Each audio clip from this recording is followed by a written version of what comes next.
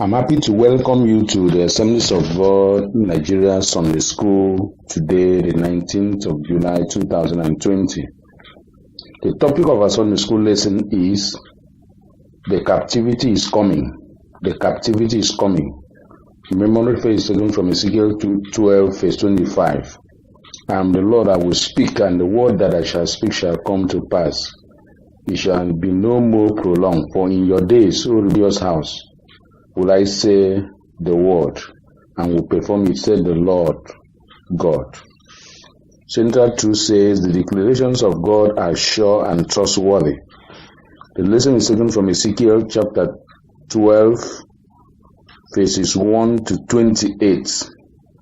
I'll read a few verses and then read other ones as we make progress in the lesson. But before we continue, I would like us to pray. Father, we give you praise and glory for another day. We pray, may you bless us as we study your word today in Jesus' name. Amen. Ezekiel chapter 12, verse 2, 3, 4, 5, 6. Son of man, thou dwellest in the midst of the rebellious house, which have eyes to see and see not, that have ears to hear and hear not, for they are a rebellious house. Therefore, thou son of man, prepare thee stuff for removing, and remove by day in their sight, and thou shalt remove from thy place to another place in their sight. It may be well considered, though they be a rebellious house. Then thou shalt bring forth thy stuff in the day in their sight, as stuff for removing, and thou shalt go forth at the even in their sight, as they that go forth into captivity. Dig thou through the wall in their sight, and carry out thereby. In their sight thou shalt bear it upon thy shoulders, and carry it forth in the truth light. Thou shalt cover thy face, that thou shalt not see the ground, for I have set thee for a sign unto the house of Israel. Verse 11. Say, I am your sign, like as I have done, so shall it be done unto them. Thou shalt remove and go into captivity. Verse 15, they shall know that I am the Lord when I shall scatter them among the nations and disperse them in the countries. 16 and 20, and I will leave a few of them from the sword, from the famine, and from the pestilence, that they may declare all the abominations among the heathen, whether they come, and they shall know that I am the Lord. Son of man, what is that proverb that ye have in the land of Israel, saying, the days are prolonged, and every vision faileth? Praise the name of the Lord. Hallelujah. We have been on the series of looking at the book of Ezekiel. This is called and other events that happen. Why do you think that some people do not believe what the Bible says? Is it true that people don't believe what the Bible says? Do we still have doubting Thomases? People that still look at the word of God as if they were not true. From our lesson today, in Ezekiel chapter 8 through 11, God transported Ezekiel to Jerusalem through a vision. In chapter 12, God commanded him to communicate to his fellow exiles what would happen to those still living in Judah. Before doing so, however, God reiterated that Ezekiel's fellow kinsmen were rebellious. Their history of failing to obey God's word. Although God had given them many opportunities to repent and to save him, they persistently rebelled against him and chose to remain spiritually blind and deaf. The Bible says they have eyes they cannot see, they have ears they are not hearing. Having reiterated the spiritual depravity of Ezekiel's kinsmen, God charged the prophet to prophesy to them by performing symbolic actions. This included packing and carrying his belongings like an exile, digging his way through a wall like someone would do to escape a besieged city, and covering his face like a person filled with shame. However, that the full meaning of the third action will be revealed in verse 12. God intended to convey his message to the exiles by making Ezekiel a sign to them. How might we communicate God's word to people who have continually rejected it? How do we tell rebellious people the word of God. Ezekiel had to obey the Lord's instruction in the way that was feasible to all. He packed his belongings and thus gave many people a chance to see or hear about his actions.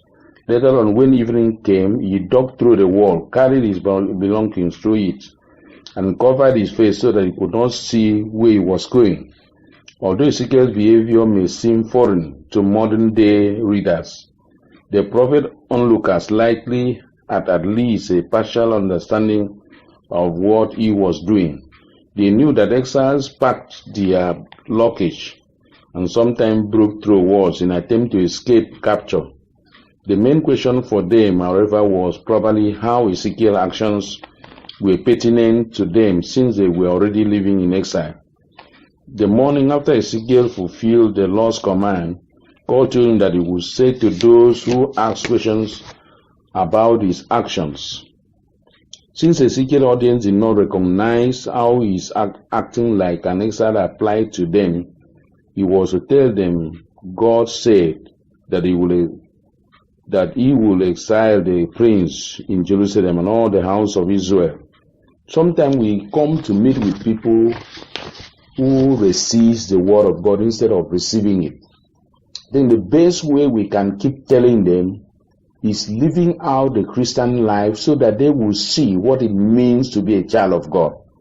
Sometimes our action, it is normally said that actions speak louder than words. When we live out our Christian life and people see, the Bible says when they see the light that we carry, they will glorify our God in heaven. We may not have to do the way Ezekiel did it, carrying his belonging, digging through the wall for people to see it as a sign and then come to believe. I think the best way is to live the life of God and show the Christian character, and that can bring a conviction to people of the need for them to live their lives for God. What might it mean for contemporary Christians to understand that God has a history of causing nations both to rise and fall? Sometimes the Lord calls us to do things that others do not understand. In fact, He might even call us to do things we ourselves do not understand. Like the prophet Ezekiel, however, we must readily and faithfully obey God's commands. We must follow His leading, no matter what we or anyone else understand His purpose. God is unpredictable. You may not have to understand everything about God or what God intends you to do. And of course, to serve God, you must serve God foolishly, wholeheartedly, keep following Him, keep doing what He asks you to do. Some of the things that God may want you to do may look so foolish in the eyes of men. But if you obey God, you will see the glory of God in that thing that looks foolish.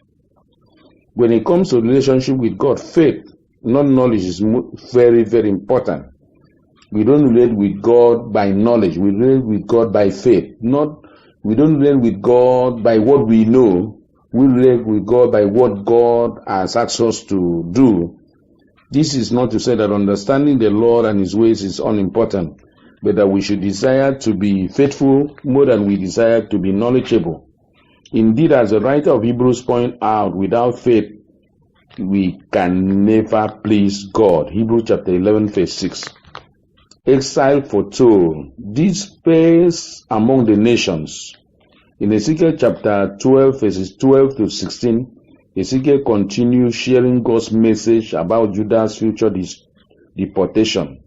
He explained that everything he did symbolized what would happen to Zedekiah, the king prince of Judah. He will leave Jerusalem at his dusk, carrying his belonging on his shoulder. He will exit the city through a hole in the wall. He will be unable to see the land as he leaves. It is noticeable that Zedekiah did flee, as Ezekiel described, then was quickly captured near Jericho. Nebuchadnezzar's punishment for Zedekiah was horrible, as he was forced to watch the execution of his son before being blinded and led away to Babylon. In 2 Kings chapter 25, verse 7. We must note as well as the first person language in Ezekiel chapter 12, 13 to 14, Ezekiel made clear that God was overseeing these events and that he will cast Zedekiah in his snare as if he were an animal to be hunted. The Babylonians may have captured Zedekiah, but God orchestrated everything that happened. The Babylonians were merely cost agents. He will use them to send Zedekiah to Babylon, where the disgraced ruler will eventually die. In addition to capturing Zedekiah, God scattered everyone associated with the king, the staff and soldiers, sending them to various countries. Only a few of them will survive. God wanted some of them alive as a testimony to all the wicked things they had done and to recognize the one with whom they were dealing with, the Lord God of hosts. God made sure that they knew they were in exile because of their transgressions and not because the Lord had failed to protect them from their enemies. Most of the problems we encounter or we face in life is as a result of our disobedience to the word of God, as a result of our rebellious attitude. Not that God is not healing, not that God is not able to take care of us. The Bible says the eyes of the Lord is upon the righteous and his ears are open to their prayers. The Bible says it's not that the hand of God is shortened that he cannot stretch forth, neither is he a savior that he cannot hear prayers, but as sin separates us from God in Isaiah chapter 59 verse 1. Most of our actions are what are responsible to some of the things that we are exposed to, some of the terrible experiences that we are facing in life. So if we must come out of those horrible situations, we need to return to God. And when we return to God, we will experience his glory, we shall experience his power. That is exactly what happened to them. In Ezekiel chapter 12 verse 17 to 20, God called Ezekiel to perform another round of symbolic action in the form of a kind of a mini drama to be seen by those around him.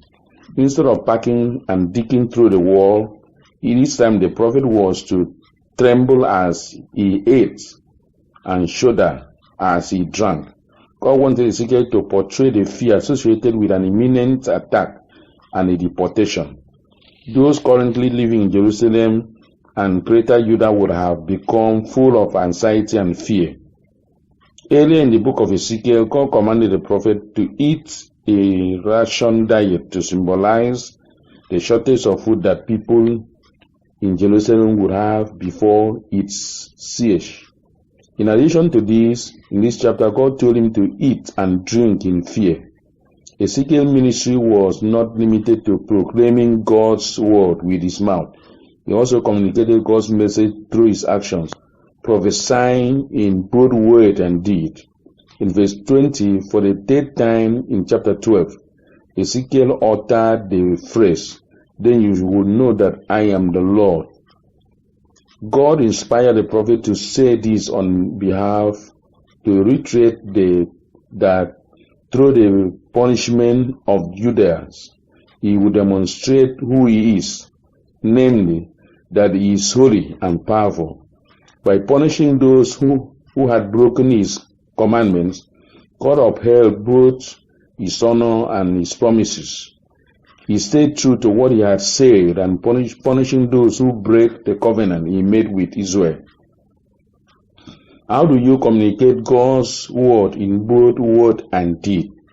This is very, very important question. The word of God has to be communicated both in word and in deed. When people see our good deeds, they will glorify God. It's not enough to say I'm a child of God. It is better that people see you living that Christian life. It is when people see your good deeds, the Bible says they will glorify your Father in heaven. That's why Matthew says, let your light so shine before men. Let them see your good deeds and glorify your Father that is in heaven. It is good that we walk our talk. It is good that we live the life we profess. It is good that we live the life that we proclaimed.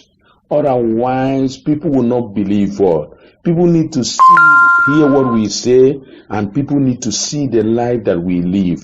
People believe more on what they see than what they hear. Today's Christianity is a Christianity that must be demonstrated both in actions and in words. May the Lord Almighty help us in Jesus' name. God told them what to expect if they choose not to do so. From the time God gave the law to Moses, God told the people of Israel that if they persistently rebel against him, he would disperse them among the nations and lay waste their cities. God communicated his expectation of his people along how he will punish them well in advance. In a similar way, God called them to walk in his ways before our life ends in death or Jesus returned for his church. Additionally, God tells us what would happen if we do not turn from our wicked ways to serve him. According to Jesus, if we fail to serve the Lord, we will be thrown into the burning furnace, where there is weeping and gnashing of teeth, according to Matthew chapter 13, verse 41 to 42. Let us take advantage of the time we have now, repent of our sins, and start living for God, living a practical Christian life. Practical Christian life is what is needed in the present world. May God help us in the mighty name of Jesus. The outline number 3 talks about unbelief rebuked. Ezekiel chapter 12, verse 21 to 25. God addresses a proverb and command expressions among the exiles and possibly among those still living in Judah. The days are prolonged. Every vision faileth in verse 22. Many of the prophet's fellow kinsmen were disillusioned and cynical. They had a low view of prophecies, including the one Ezekiel delivered. They considered prophetic words to be worthless because they had never seen them fulfilled. While the Judeans were likely skeptical of patiently false prophets and their vision that never materialized. That skepticism included the legitimate prophecies of Amos, Hosea, Micah, and Isaiah. Each of those 4 men had foretold the destruction of Jerusalem, but up till this point, their prophecies have never yet been fulfilled. Of course, these men were not false prophets. Rather, they foretold events that will occur well in the future. In response to the Judean skepticism, God told Ezekiel to say that he will not put an end to this proverb and to false visions. In addition, God asserted that he will say whatever he wished and he will fulfill whatever he has said. Thus, through Ezekiel, God changed the Judean prophets to reflect his faithfulness in keeping his word. The days are near when every vision will be fulfilled. In Ezekiel chapter 12, verse 23, future events will validate the true word of his prophets. So even if God speaks and the thing does not have immediate fulfillment, it doesn't mean that the thing will not be fulfilled. Sometimes visions are for appointed time. Of course, in prophecy, we have 2 types of prophecy. We have predictive prophecy and we have historical prophecy. Some prophecies are prophecies for the future and they are yet to be fulfilled. Some prophecies are prophecies that have been fulfilled already. So we should keep waiting and hoping for the fulfillment of whatever God has said. One thing about God is that if he has said a thing, the Bible says whatever the Lord says will certainly come to pass. How might Christians distinguish between true and false prophecies? God's prophecy, even if it tarries, it will come to pass. In Ezekiel chapter 12, verse 26 to 28, the prophet Ezekiel recorded God's response to a second Judean prophet. The vision that he seeth is for many days to come, and he prophesied of the times that are far off. This prophet reflected serious misunderstanding by the people of Israel, while this reflected slightly less skepticism of the prophets and of God. They believed the message of the invasion of Jerusalem and further exile was true, yet they thought it would not affect them because it would not happen in the near future. In 2 Kings chapter 20, we read that Hezekiah, a former king of Judah, held a similar attitude towards the fulfillment of a prophecy. After Isaiah told him that the Babylonians will one day steal all his family wealth and make them out of his son Shinnok, Hezekiah recognized the truth of the prophecy but remained unmoved by it as long as it did not affect him personally. Like Ezekiel fellow exiles, Hezekiah believed God's word was true, but he was not concerned because it was irrelevant to him. In response to this understanding of the future invasion of Jerusalem and Judah, called to Ezekiel to state plainly that he will not delay in fulfilling his word. Whatever he said will not pass soon. Considering the fact that Ezekiel's second vision, recorded in chapter 8 through 11, took place in 592 BC, and that the Babylonians began a siege in Jerusalem in 589 BC. Ezekiel prophecies in chapters 12 were probably only a few years from fulfillment.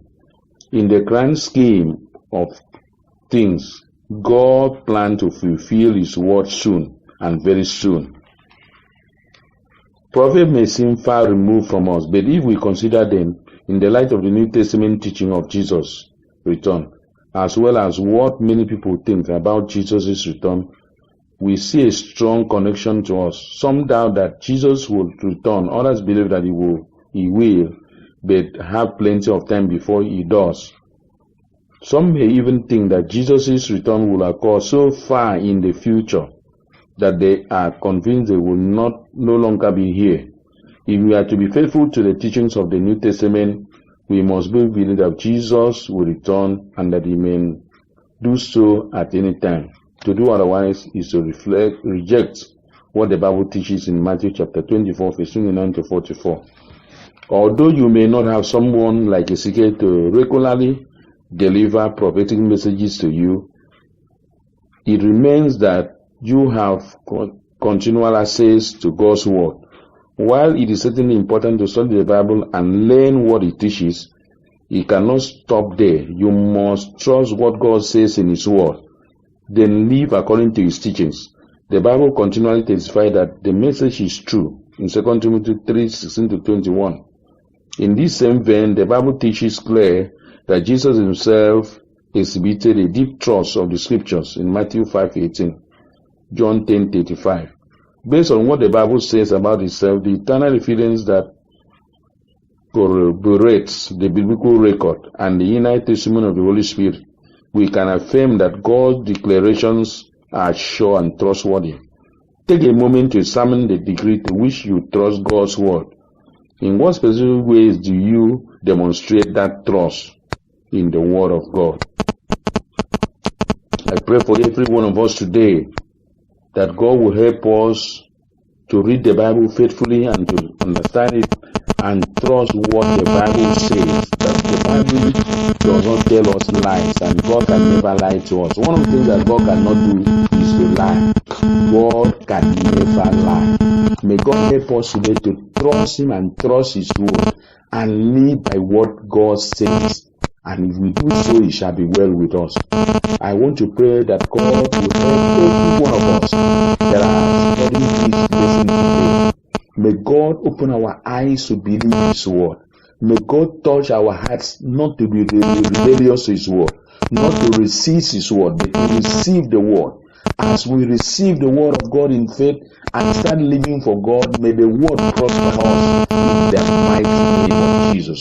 Thank you, Father, for having answered our prayers. Bless everyone that have studied this lesson today. Thank you, Father, for doing it. For in Jesus' name we have prayed. Amen. I want to really thank God for you for having time to study the word of God with us today. May the Lord Almighty bless you in the mighty name of Jesus. I believe your brother, Reverend Thomas Omobiesbu, National Director of the Sunday School. We thank God for our fathers, the acting general superintendent. We thank God for acting general secretary. We thank God for our general treasurer. We thank God for the chairman of the Sunday School board. We thank God for everyone that contributed to the publishing and propagating of the gospel of the Lord Jesus Christ. I want to especially thank God for Evangelist Smith who packaged this program for us. May God want to bless every one of them in the mighty name of Jesus Christ. Amen.